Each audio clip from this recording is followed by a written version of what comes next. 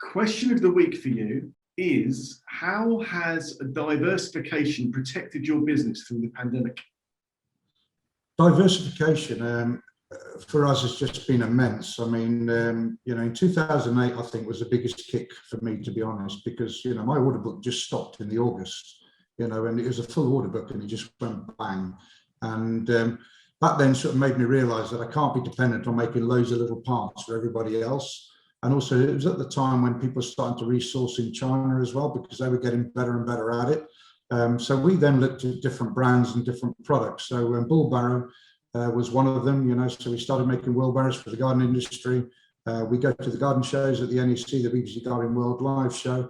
We do a drop ship for about 250 companies throughout the UK, as well as deal with a whole range of garden centres throughout the UK. So what we're allowing them to do is to pick and mix between 60 different products, so they can have a green one, a blue one, a pink one, different sizes, and give people that opportunity and that choice. Spiral base, the ground anchors, again, they were made in the Far East. We then re-engineered them and made them in the UK.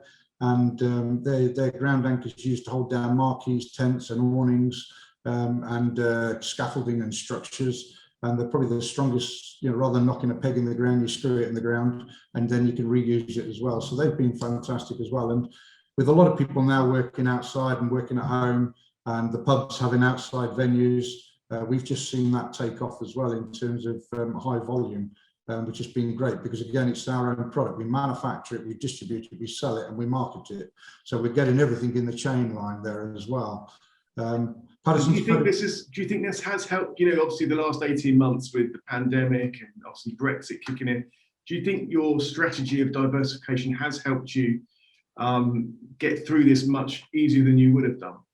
I think so, yeah, because 3-4 years ago, we made a conscious effort that people could purchase stuff on the websites as well. So we revamped all the websites for the brands.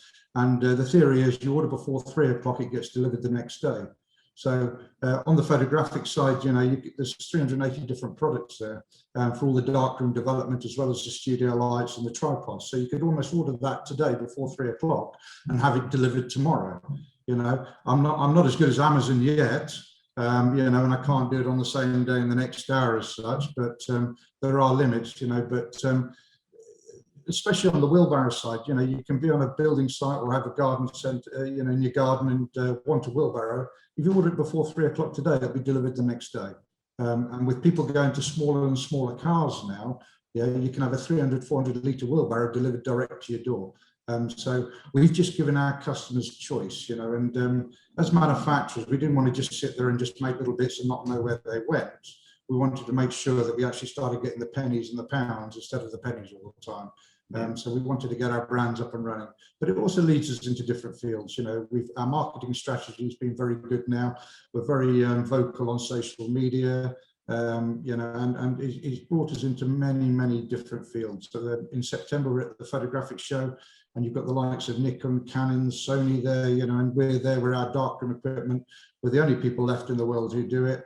And we distribute all over the world, so we're the last man standing. So it's been fantastic for us, really. And it's allowed us to take on a lot more people as well. Thank you, Phil. Well, that's the end of your engine room interview. Thank you ever so much. Thanks, Steve. Engine room. That's Phil Stanley of TWP Manufacturing. Thank you very much. Cheers, Steve. Thanks a lot. Bye.